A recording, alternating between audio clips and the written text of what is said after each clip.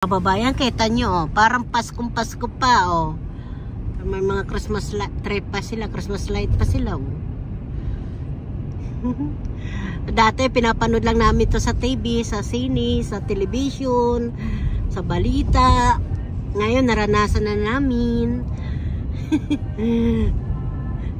Nandito kami sa ibang lugar talaga, sa Snow White. Ay, ang ganda-ganda, oh.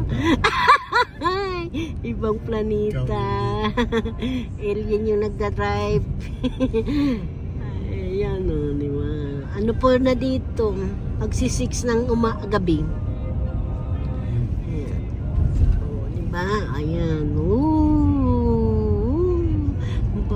Ang bahay dito, kala mo yung mga Snow White. Snow White. Mga Snow White. Siya. Ayan. Ayan. Kung bakit yung kalsada maitim, kasi linalagyan niya ng ice ng ano, asin. Ice baby.